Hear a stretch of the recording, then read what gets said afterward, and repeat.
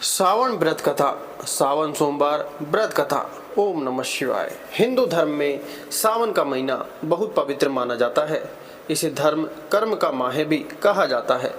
सावन महीने का धार्मिक महत्व काफ़ी ज़्यादा है। 12 महीनों में से सावन का महीना विशेष पहचान रखता है। इस दौरान व्रत, दान व पूजा पाठ करना अति उत्तम माना जाता है। व इससे कई गुना फल भी प्राप्त होता है। इस बार का सावन अपने आप में अनूठा होगा। हमारे पुराणों और धर्म ग्रंथों को उठाकर देखें तो भोले बाबा की पूजा के लिए सावन के महीने की महिमा का अत्यधिक महत्व है। इस महीने में ही पार्वती ने शिव की घोर तपस्या की थी और शिव ने उन्हें दर्शन भी इसी माह में दिए थे। तब से भक्तों का विश्वास है कि इस महीने में शिव जी की तपस्या और पूजा पाठ से शिव जी जल्द प्रसन्न होते हैं और जीवन सफल बनाते हैं। अब आइए सावन माह के कथा का श्रवण करते हैं। अमरपुर नगर में एक धनी व्यापारी रहता था। दूर दूर तक उसका व्यापार फैला हुआ था। नगर में उस व्यापारी का सभी लोग मान सम्मान करते थे। इतना सब कुछ होने पर भी वह व्यापारी अंतर्मन से बहुत दुखी था, क्योंकि उस व्यापारी का कोई पुत्र नहीं था। दिन रात उसे एक ही चिंता सताती रहती थी। उसकी मृत्यु के बाद उसके इतने बड़े व्यापार और धन संपत्ति को कौन संभालेगा। पुत्र पाने की इच्छा से वह व्यापारी प्रत्येक सोमवार भगवान शिव की व्रत पूजा किया करता था। सायंकाल को व्यापारी शिव मंदिर में जाकर भगवान शिव के सामने घी का दीपक जलाया करता था। उस व्यापारी की भक्ति देखकर एक दिन देवी पार्वती ने भगवान शिव से कहा, हे प्राणनाथ, यह व्यापारी आपका सच्चा भक्त है। कितने दिनों से यह सोमवार का व्रत और पूजा नियमित कर रहा है। भगवान आप इस व्यापारी के मनोकामना अवश्य पूर्ण करें। भगवान शिव ने मुस्कुराते हुए कहा, हे पार्वती, इस संसार में सबको उसके कर्म के अनुसार फल की प्राप्ति होती है। प्राणी जैसा कर्म करते हैं उन्हें वैसा ही फल प्राप्त होता है। इसके बावजूद पार्वती जी नहीं मानी। उन्होंने आग्रह करते हुए कहा, नहीं प्राणनाथ, आपको इस व्यापारी की इच्छा पूरी करनी ही पड़ेगी। यह आपका अनन्य भक्त है। प्रत्येक सोमवार आपका विधिवत व्रत रखता है और पूजा अर्चना के बाद आपको भोग लगाकर एक समय भोजन ग्रहण करता है। आपको इसे पुत्र प्राप्ति का वरदान देना ही होगा। पार्वती का इतना आग्रह देखकर भगवान शिव ने कहा, तुम्हारे आग्रह पर मैं इस व्यापारी को पुत्र प्राप्ति का वरदान देता हूँ, लेकिन इसका पुत्र 16 वर्ष से अधिक जीवित नहीं रहेगा। उसी रात भगवान शिव ने स्वप्न में उस व्यापारी को दर्शन देकर उसे पुत्र प्राप्ति का वरदान दिया और उसके पुत्र के 16 वर्ष तक जीवित रहने की बात भी बताई। भगवान के वरदान से व्यापारी को खुशी तो हुई, लेकिन पुत्र की अल्पायु की चिंता ने उस खुशी को नष्ट कर दिया। व्यापारी पहले की तरह सोमवार का विधिवत व्रत करता रहा। कुछ महीने पश्चात उसके घर अति सुंदर पुत्र उत्पन्न हुआ। पुत्र जन्म से व्यापारी के घर में खुशियां भर गईं। बहुत धूमधाम से पुत्र जन्म का समारोह मनाया गया। व्यापारी को पुत्र जन्म की अधिक खुशी नहीं हुई, क्योंकि उसे पुत्र की अल्पायु का रहस्य का पता था। यह रहस्य घर में किसी को नहीं मालूम था। विद्वान ब्राह्मणों ने उस पुत्र का नाम अमर रखा। जब अमर 12 वर्ष का हुआ तो शिक्षा के लिए उसे वाराणसी भेजने का निश्चय हुआ। व्यापारी ने अमर के मामा दीपचंद को बुलाया और कहा कि अमर को शिक्षा प्राप्त करने के लिए वाराणसी छोड़ाओ। अमर अपने मामा के साथ शिक्षा प्राप्त करने के लिए चल दिया। रास्ते में जहाँ भी अमर और दीपचंद रात्रि विश्राम के लिए ठहरते, वहीं यज्ञ करते और ब्राह्मणों को भोजन कराते थे।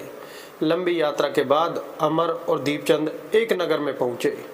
उस नगर के राजा की कन्या के विवाह की खुशी में पूरे नगर को सजाया गया था। निश्चित समय पर बारात आ गई, लेकिन वर का पिता अपने बेटे के एक आंख से काने होने के कारण बहुत चिंतित था। उसे इस बात का भय सता रहा था कि राजा को इस बात का पता चलने पर कहीं वह विवाह से इनकार न कर दे, इससे उसकी बदनामी होगी। वर के पिता ने अमर को देखा तो उसके मस्तिष्क में एक विचार आया। उसने सोचा, क्यों न इस लड़के को दूल्हा बनाकर राजकुमारी से विवाह करा दूं। विवाह के बाद इसको धन देकर विदा कर दूंगा और राजकुमारी को अपने नगर में ले जाऊंगा। वर के पिता ने इसी संबंध में अमर और दीपचंद से बात की। दीपचंद ने धन मिलने के लालच में वर के पिता की बात स्वीकार कर ली। अमर को दूल्हे के वस्त्र पहनाकर राजकुमारी चंद्रिका से विवाह करा दिया गया। राजा ने बहुत सा धन देकर राजकुमारी को विदा किया।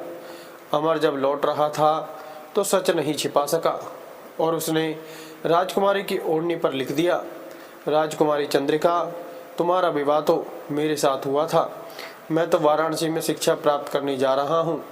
अब तुम्हें जिस नवयुवक की पत्नी बनना पड़ेगा वह एक आंख से काना है। जब राजकुमारी ने अपनी ओढ़नी पर लिखा हुआ पढ़ा तो उसने काने लड़के के साथ जाने से इनकार कर दिया। राजा ने सब बात जानकर राजकुमारी को महल में रख लिया। उधर अमर अपने मामा दीपचंद के साथ वाराणसी पहुंच गया। अमर ने गुरुकुल में पढ़ना शुरू कर दिया।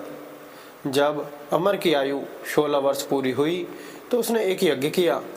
यज्ञ की समाप्ति पर ब्राह्मणों को भोजन कराया और खूब अन्न वस्त्र दान दिए। रात को अमर अपने शयन कक्ष में सो गया। शिव के वरदान के अनुसार शयनावस्था में ही अमर के प्राण पखेर उड़ गए। सूर्योदय पर मामा अमर को मृत देखकर रोने पीटने लगा। आसपास के लोग भी एकत्र होकर दुख प्रकट करने लगे। मामा के रोने विलाप करने के स्वर समीप से गुजरते हुए भगवान शिव और माता पार्वती ने भी सुने। पार्वती जी ने भगवान से कहा, प्राणनाथ, मुझसे इसके रोने के स्वर सहन नहीं हो रहे, आप इस व्यक्ति के कष्ट अवश्य दूर करें। भगवान शिव ने पार्वती जी के साथ अदृश्य रूप में समीप जाकर अमर को देखा तो पार्वती जी से बोले, पार्वती, यह तो उसी व्यापारी का पुत्र है। मैंने इसे 16 वर्ष की आयु का वरदान दिया था, इसकी आयु तो पूरी हो गई। पार्वती जी ने फिर भगवान शिव से निवेदन किया, हे प्राणनाथ, आप इस लड़के को जीवित करें, नहीं तो इसके माता पिता पुत्र की मृत्यु के कारण रो रो कर अपने प्राणों का त्याग कर देंगे। इस लड़के का पिता तो आपका परम भक्त है, वर्षों से सोमवार का व्रत करते हुए आपको भोग लगा रहा है। पार्वती के आग्रह करने पर भगवान शिव ने उस लड़के को जीवित होने का वरदान दिया और कुछ ही पल में वह जीवित होकर उठ बैठा। शिक्षा समाप्त करके अमर मामा के साथ अपने नगर की ओर चल दिया। दोनों चलते हुए उसी नगर में पहुंचे जहां अमर का विवाह हुआ था। उस नगर में भी अमर ने यज्ञ का आयोजन किया। समीप से गुजरते हुए नगर के राजा ने यज्ञ का आयोजन देखा। राजा ने अमर को तुरंत पहचान लिया। यज्ञ समाप्त होने पर राजा अमर और उसके मामा को महल में ले गया और कुछ दिन उन्हें महल में रखकर बहुत सा धन वस्त्र देकर राजकुमारी के साथ विदा किया। रास्ते में सुरक्षा के लिए राजा ने बहुत से सैनिकों को भी साथ भेजा। दीपचंद ने नगर में पहुंचते ही एक दूत को घर भेजकर अपने आगमन की सूचना भेजी। अपने बेटे अमर के जीवित वापस लौटने की सूचना से व्यापारी बहुत प्रसन्न हुआ। व्यापारी ने अपनी पत्नी के साथ स्वयं को एक कमरे में बंद कर रखा था। भूखे प्यासे रहकर व्यापारी और उसकी पत्नी बेटे की प्रतीक्षा कर रहे थे। उन्होंने प्रतिज्ञा कर रखी थी कि यदि उन्हें अपने बेटे के मृत्यु का समाचार मिला तो दोनों अपने प्राण त्याग देंगे। व्यापारी अपनी पत्नी और मित्रों के साथ नगर के द्वार पर पहुंचा। अपने बेटे के विवाह का समाचार सुनकर पुत्रवधू राजकुमारी चंद्रिका को देखकर उसकी खुशी का ठिकाना न रहा। उसी रात भगवान शिव ने व्यापारी के स्वप्न में आकर कहा, हे श्रेष्ठी, मैंने तेरे सोमवार के व्रत करने और व्रत कथा सुनने से प्रसन्न होकर तेरे पुत्र को लंबी आयु प्रदान की है। व्यापारी बहुत प्रसन्न हुआ। सोमवार का व्रत करने से व्यापारी के घर में खुशियां लौट आईं। शास्त्रों में लिखा है कि जो स्त्री पुरुष सोमवार का विधिवत व्रत करते और व्रत कथा सुनते हैं उनकी सब इच्छाएं पूरी होती है। बोलो हर हर महादेव की जय। शिवलिंग पर जल चढ़ाने से कौन से फल की प्राप्ति होती है, आज आप श्रवण करेंगे। दुख दरिद्र का नाश करने वाली भोलेनाथ की पौराणिक कथा। यह कथा शिव पुराण में वर्णित है। शिव पुराण में कहा गया है, जो भी भक्त इस कथा को शांत मन से भक्ति भाव से सुनता है तो उसकी जन्मों की दुख दारिद्र्य समाप्त हो जाती है। दरिद्र धनवान हो जाते हैं, रोगी रोग मुक्त हो जाते हैं, भाग्य का द्वार खुलता है। शिवलिंग पर जल चढ़ाने से किस फल की प्राप्ति होती है, आइए श्रवण करते हैं।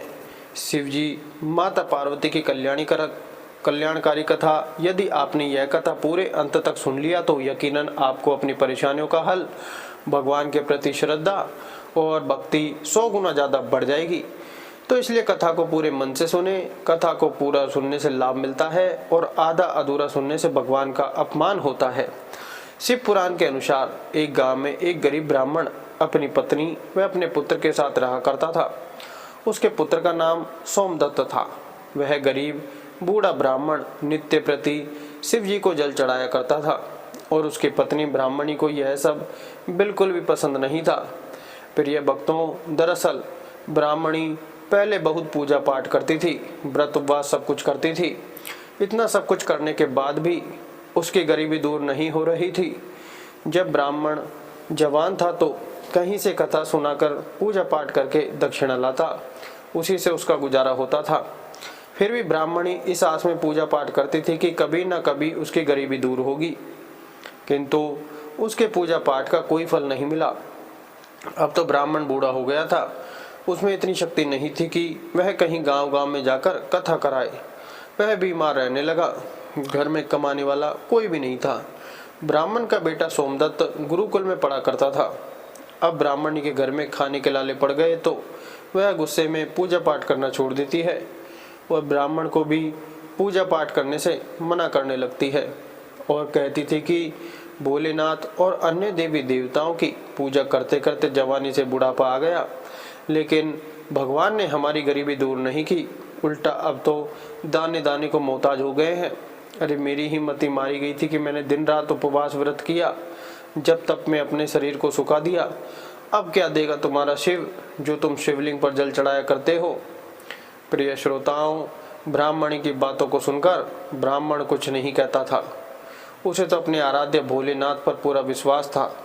अब ब्राह्मण का बेटा अपनी शिक्षा पूरी करके गुरुकुल से वापस अपने घर आ गया और अपनी माता पिता की सेवा करने लगा।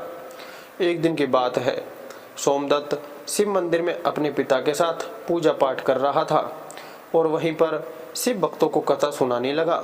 वह कहता है कि जो भक्त भगवान शिव की कथा को सुनते हैं, उनके मन में जो इच्छा रहती है, भोलेनाथ उनकी मनोकामना अवश्य पूरी करते हैं।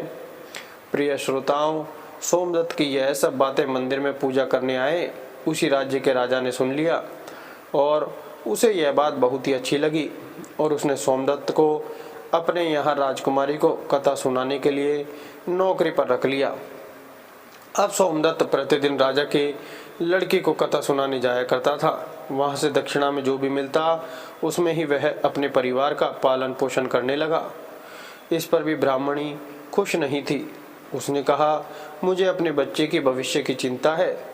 हमारा जीवन तो जैसे तैसे कट गया, लेकिन मेरे पुत्र का जीवन अभी बाकी है। हमारे मरने के बाद उसका क्या होगा। हमारी भक्ति पूजा पाठ का फल लगता है कभी नहीं मिलेगा। क्या भोलेनाथ को मेरा दुख दिखाई नहीं देता। मेरा पुत्र राजा के घर से जो कुछ भी लेकर आता है, माना कि उससे हमारे पूरे परिवार का पेट भर जाता है, किंतु और भी आवश्यकताएं कैसे पूरी होंगी। ईश्वर ने अपनी आंखें क्यों बंद कर रखी हैं। क्या मेरे पुत्र को हमारे तरह ही गरीबी में रहना होगा। ब्राह्मण और ब्राह्मणी की एक करुण पुकार जब माता पार्वती ने सुनी तो उन्होंने शिवजी से कहा, हे देव, हे महेश्वर, आप सर्वज्ञ हैं, आप क्यों इन दोनों की परीक्षा ले रहे हैं। प्रभु, ब्राह्मण आपका परम भक्त है, अब आप उसके दुख का नाश करें प्रभु, अन्यथा यह ब्राह्मण कहीं आपकी पूजा करना बंद न कर दे, कहीं उसके मन में आपके प्रति विश्वास समाप्त न हो जाए। माता पार्वती की बात को सुनकर भोलेनाथ ने कहा, हे देवी, आप चिंता ना करें, मैंने उनके भाग्योदय का बीज तो पहले ही बो दिया है। तय हम दोनों को साथ में लक्ष्मी जी, विष्णु जी को लेकर इस ब्राह्मण के घर जाने का समय आ गया है। मेरी कृपा के साथ ही वह ब्राह्मण दंपति विष्णु लक्ष्मी के भी कृपा के पात्र हैं। उन दोनों पति पत्नी ने हम दोनों की पूजा एक साथ की है। हे देवी, पृथ्वी लोक पर जाकर हमें शिवलीला करनी है। प्रिय श्रोताओं, अब शिव जी तुरंत माता पार्वती जी के साथ नंदी पर सवार होकर वैकुंठ लोक में जाते हैं, जहाँ दयानिधि भगवान विष्णु शेषनाग के सैया पर विराजमान थे। माता लक्ष्मी उनके पांव दबा रही थी। तब शिवजी ने विष्णु जी से पृथ्वी लोक पर चलने को कहा। विष्णु जी बोले, हे देवी लक्ष्मी, चलिए हमारे भक्त का बुलावा आ गया है। अब क्या था, चारों देवी देवता साधु का वेश धारण कर पृथ्वी पर उपरोक्त ब्राह्मण के घर पहुंचकर अलग जगाया और कहा, अलक निरंजन, अलक निरंजन। घर में से बूढ़ा ब्राह्मण निकला। उसने उन्हें प्रणाम किया तो उन साधु वेशधारी भगवान विष्णु और शिव जी ने कहा, हम रात्रि में आपके घर पर विश्राम करेंगे।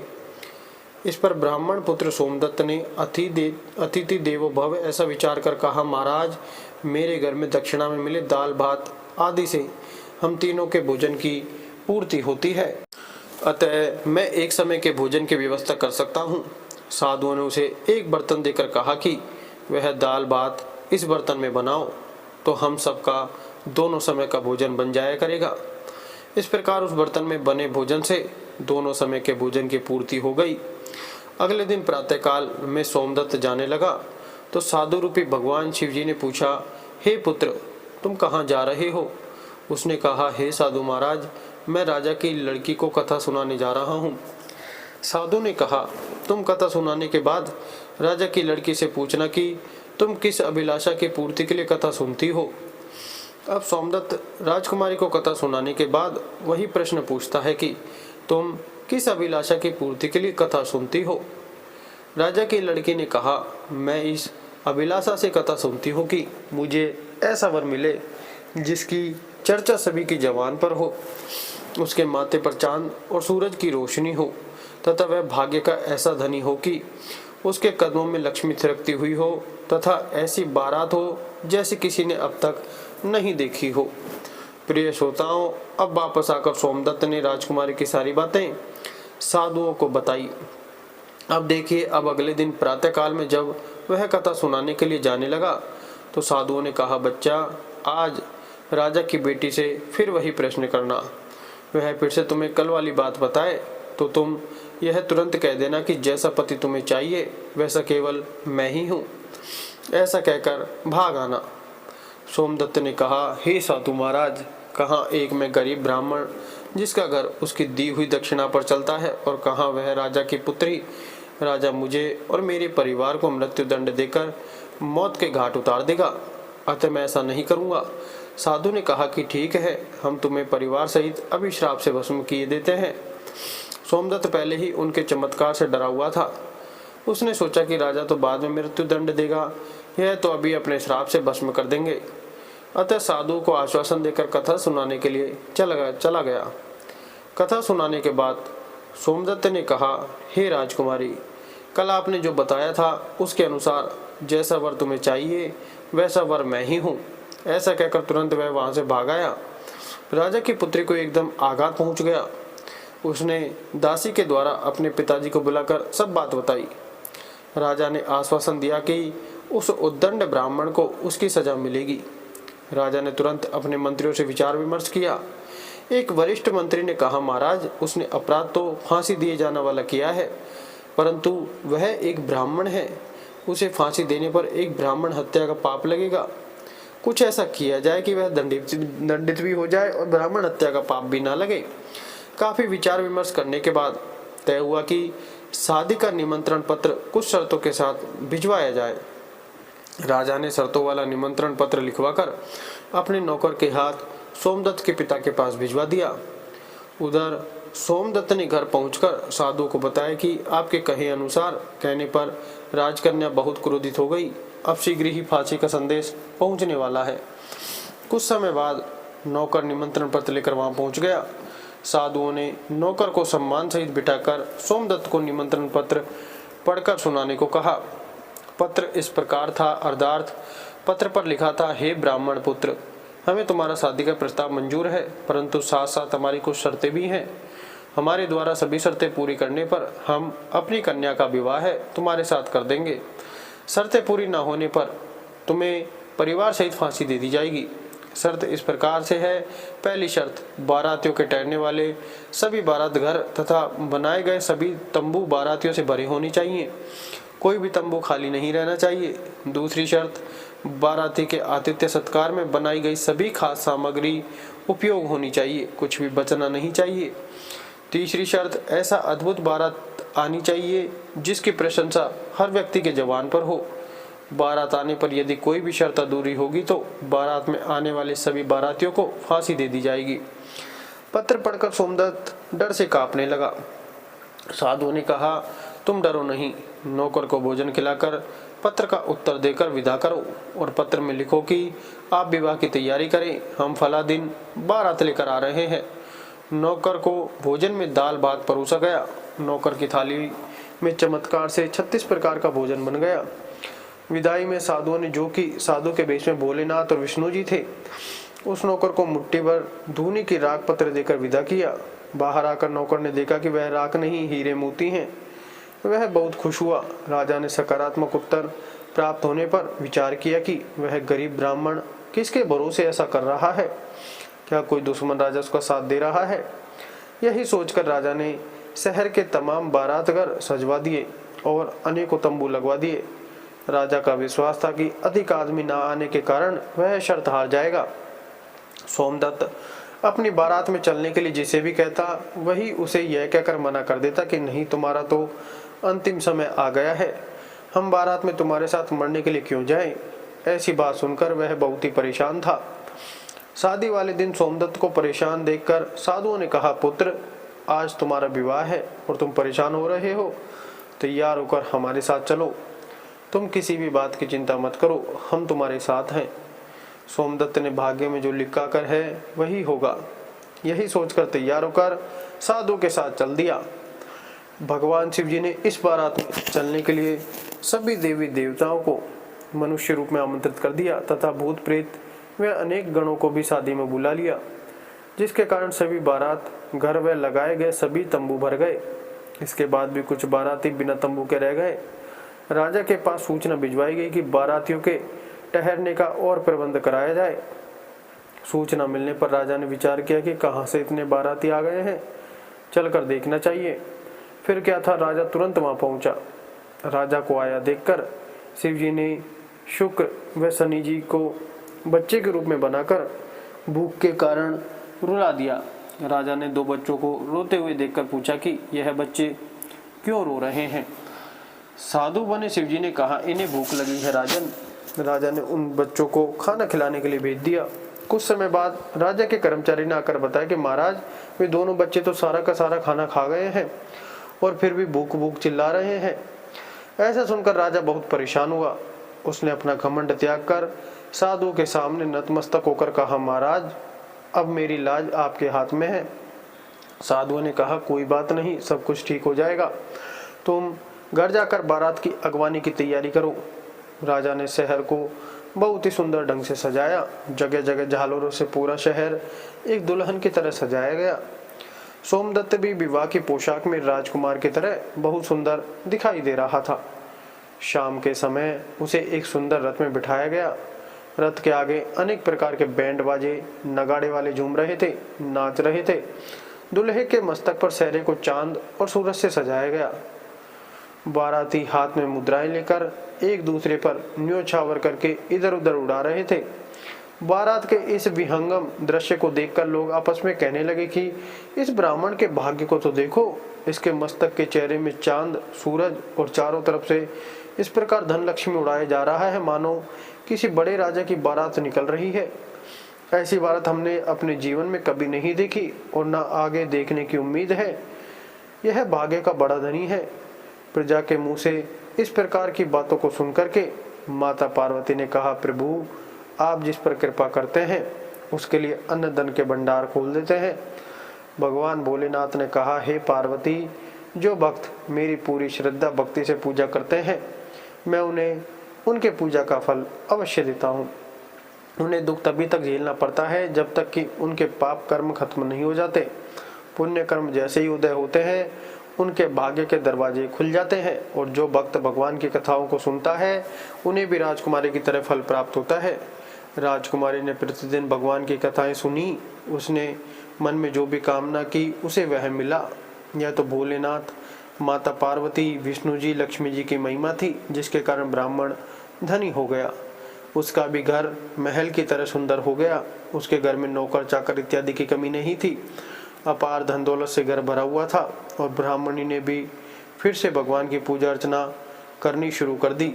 खूब दान दक्षिणा देना शुरू कर दिया और नित्य प्रति भगवान की कथाओं को सुना करती थी।